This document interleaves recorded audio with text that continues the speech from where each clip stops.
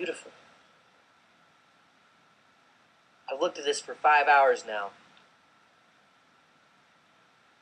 I like the green one. The red circle right here.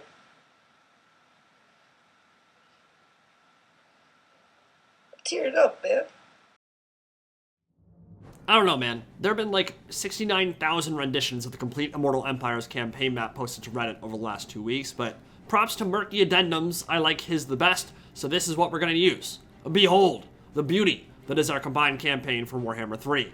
Really is going to be something special when this is all said and done. Today, I want to go back through the map in its entirety and talk about the biggest winners and losers. Legendary lords that have an amazing start position and will likely be ready to snowball out of control, forging huge empires and trashing nearby enemies as the player or as the AI. And I also want to focus on the lords that will inevitably feel sad and alone, cut off from support, soon to die an agonizing death as that crushing weight of chaos consumes them.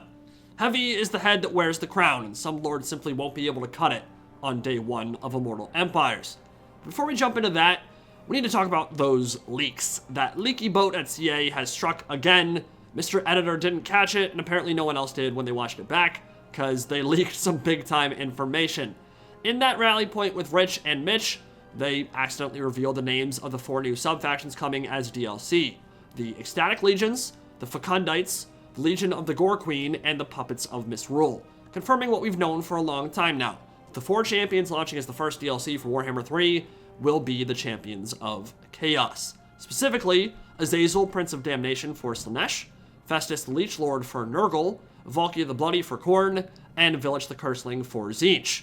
If you have any doubts about those legendary lords, you can dispel them now, as the sub-faction names that appeared on the campaign map in that video completely match up with the factions they lead in the lore, where Azazel is captain of the Ecstatic Legion, Festus is known as the Fecundite, which means he's a big ol' pooper scooper, Village is the Master of Misrule, and Valkia is the Gore Queen, fairly self-explanatory. And if that's not enough, we also have a bunch of quotes from each of these lords floating around in the game files, specifically post-battle stat screens, although to be fair, Arbal the Undefeated, Slaughter Brutes, and some other names are floating around there too, but we know for sure that it isn't Arbal's time yet, not even as free LC. That slot will belong to Be'lakor, so just because they show up in a loading screen doesn't necessarily mean anything. It doesn't matter. With all the other information we have, we know who the 4 lords will be. There's some nasty quotes in here, though. Like, read that Nurgle one in the top left. Engorged bellies, rivers of brown escaping breaches, fighting impulses to drink it. It's a big yikes from me, dog, but then again, that's Nurgle for you. He cares not from whence the brown flows, only that it does. It's a great cast of characters here. They're going to add a lot to the game, and it's not really surprising either. I think Azazel was the only one I wasn't 100% expecting, because the other 3 represent their gods in 8th edition tabletop, which is an element we've talked about before. But naturally, this has reignited the monogod debate, and people are wondering what the point of dedicated Khorne, Tzeentch, Slaanesh, or Nurgle sub-factions are if all of these new characters are going to be the Warriors of Chaos instead. Which is all but confirmed now. Given the faction icons they'll be using in the combined campaign, they're using the Warriors of Chaos logo. As people have rightfully pointed out, where these new lords end up matters, because it's making the Warriors of Chaos very top-heavy with 8 lords when you're including Be'lakor, while the monogods will each be stuck at 1 for presumably months on end after this point. Chaos Dwarfs are probably what's up next, and Confederation is affected heavily by this choice. Now, Creative Assembly themselves have said they're blurring the lines heavily between Chaos sub-factions, and it's really a function of how blurry those lines are in the lore, and between editions on the tabletop as well. For me, whatever gets us the most lords, units, and exclusive content is the option that I think should be pursued, and ultimately, I don't agree that the creation of Chaos God rosters was a mistake. I am very happy Khorne, Tzeentch, Slaanesh, and Nurgle are playable factions in their own right. I think we will see that manifest itself into something very important as we move forward in this trilogy, but I also think that a hard split down the middle between demons and warriors like in 8th edition and calling it a day would have been much worse for the game. So monogods was the right call, even though I feel like some people are not happy with the decision right now, with these new lords going to Warriors of Chaos. I stand by my opinion that Valkia the Bloody should be on Khorne, Festus should be on Nurgle, and so on, but I will also admit that it makes more sense for Archaon to confederate Chaos Lords like Village than it does for Valkia and Skarbrand to confederate. Demons may become temporary allies with you when you summon them, but that's a fickle, ephemeral thing. they're unlikely to become a part of your empire and work towards your goals for decades on end. So confederating them, while I'm not opposed to it in practice, I'm not going to be super upset about it if it doesn't materialize right away or ever. A character like Archaon, however, it does make sense for his campaign to become a search for Chaos Pokemon. Gotta catch them all, because uniting the tribes of Chaos and their leaders under his apocalyptic warhost is literally the point of the Ever Chosen. It does make more sense for Archaon to confederate Chaos Lords than it does for Skarbrand to do so. So there's good and bad there. It doesn't seem like it's going to be perfect or make everyone happy, but as I've said, as long as the Mono Gods get new mortal units, that's the big one for me, and aren't treated like Mono Demons or Demon only, and characters like Valkia can recruit Khorne Demons into her mortal armies, and can't pull from the other Chaos Gods, because obviously the Gore Queen isn't going to mess with like Demonettes in her warhost, then I think it'll be a fine implementation. Maybe not perfect, but I think it will be solid nonetheless. And it sounds like CA is trying to figure out a way to have cross-race confederation anyway. There's just no guarantee it will happen. If it does, great. I will not begrudge anyone for saying they want to play Skarbrand and confederate Valkia. I think that makes sense. I just get why they're doing it this way, as long as we get enough content, and I think we will. As long as those Monogon rosters aren't left bare bones. Regardless, I don't think we have long to wait on this topic, as teasers are already lining up and getting leaked as unlisted videos themselves, and Azazel appears to be first on the agenda, maybe happening sometime this coming week, so I'll break that down for you guys as soon as more information becomes available. So, let's get into the campaign map itself now, and discuss the biggest winners and losers of Immortal Empires based on their start positions, which obviously will involve some speculation and incomplete information, but based on how AI worked in Game 2, and the lessons we learned from the first combined campaign, we can make some educated guesses on which lords will perform well, and which ones are in for a rough time. Be'lakor, for me, is an obvious winner on Albion. He's being made playable for the first time as a free LC lord. He can consolidate his home province quickly, then teleport anywhere using his Zinchi manifestation, so even if his start location feels somewhat indefensible, which it might if the AI is aggressive enough and comes at you from every angle, you can be surrounded in the ocean there too, and that certainly could happen if you piss off the wrong Chaos and Norscan factions. Well, then you can still ultimately go anywhere you want and begin your campaign anew with that teleport mechanic. All with one of the strongest lords we've ever seen in any Total War game, with a great lore of magic, with insanely powerful abilities, and a great roster in the Demons of Chaos that can really tackle pretty much any threat. Khorne melee paired with Tzeentch range and Nurgle heals is a potent combination. It's only going to get better as more DLC comes, and your army abilities are pretty crazy, plus you'll be able to pull from Demons of Chaos and Warriors of Chaos too, so expect Be'lakor to be a force in the hands of a competent player. He's going to be a big time winner. Oxyonal, down in the Southern Chaos Wastes, is definitely going to be feeling himself as well, and will likely have an insane amount of fun with his start position, unless the Champions of Chaos all join him on his isolated continent, which is a possibility. At the moment though, he only has to worry about expansion in one direction. He has no playable factions on his home continent to worry about at all, and all those provinces are chaotic wasteland, so no one wants to be there but him and Chaos. He has solid support from Lizardmen on Lustria, who are not far away, and he can teleport all over the map and join the fights where the money's good and the skink girls are hot and horny.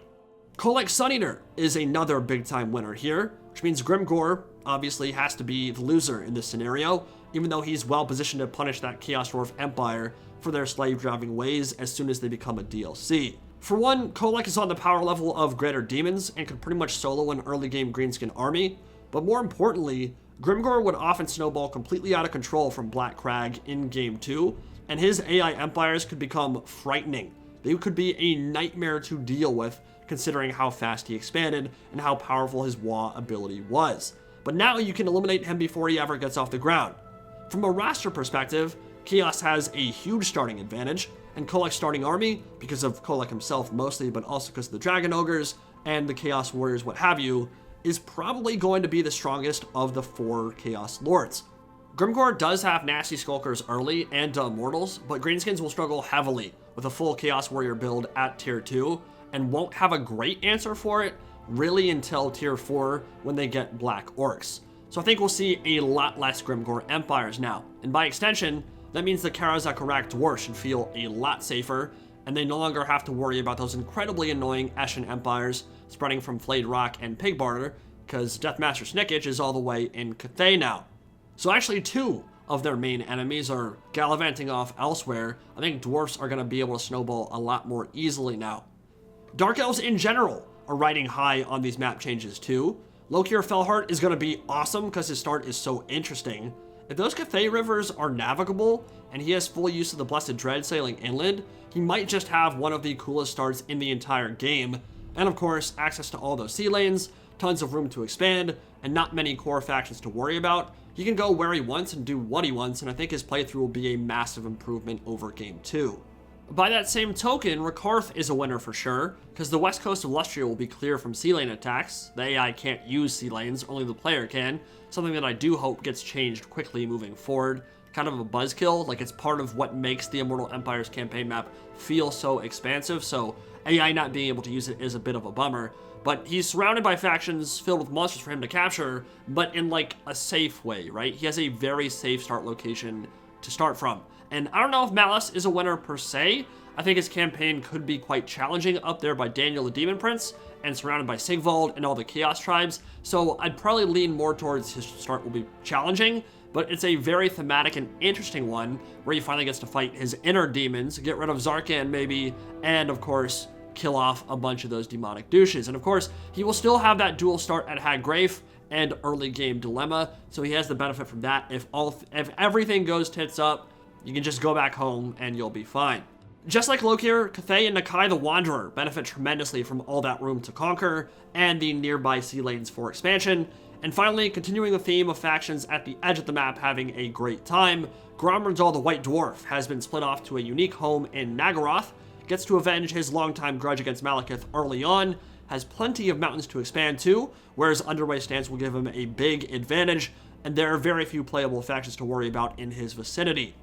So, let's take this opportunity now to focus on the biggest losers of the Immortal Empires campaign, and obviously, it entirely depends on your perspective and how you want to approach this from, right? Because some of these losers are going to have absolutely epic thematic campaigns, and it will be tons of fun to play.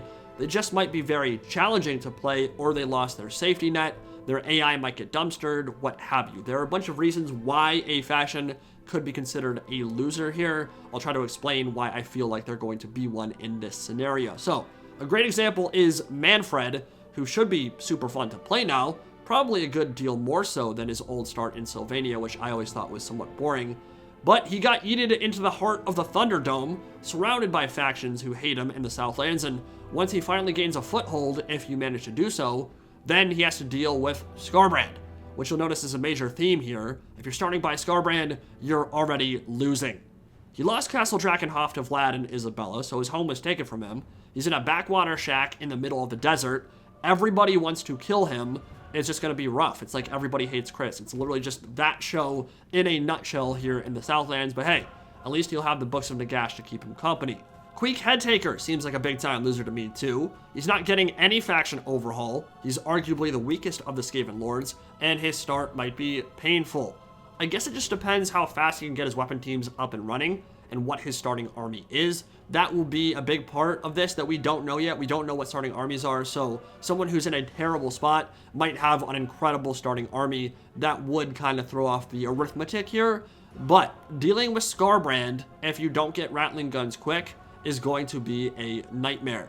Your infantry, even your Storm Vermin, trade horribly into Bloodletters, which is just Khorne's basic tier foot troop, so it seems like rushing Plagueclaw catapults or weapon teams will probably be the way to go. I just don't know how much time you'll have before Greater Demons are knocking on your door, and Skarbrand is going to dumpster Queek in a 1v1 fight, and of course, cause all kinds of terror and carnage on your main line, ripping through your chaff. Same thing with Cetra, whose Khemrian War Sphinx will help a lot, but his armies really aren't designed to deal with Khorne until like at least turn 40, and you start getting constructs at the earliest, and all that Chaos Corruption is going to be super annoying to deal with as well. A stack of Bloodletters, again, the basic tier foot troop for Khorne, could probably kill 4 full stacks of Skeleton Warriors without breaking a sweat, and remember, in Realm of Chaos, Skarbrand also starts with 2 Blood Crushers too, so that is going to be disgustingly difficult for the Tomb Kings to deal with. Belagar Ironhammer's life is even harder now. He didn't move any further away, but he's in a minor settlement. Didn't move any closer to Carrick 8 Peaks, while Queek and Skarsnik did.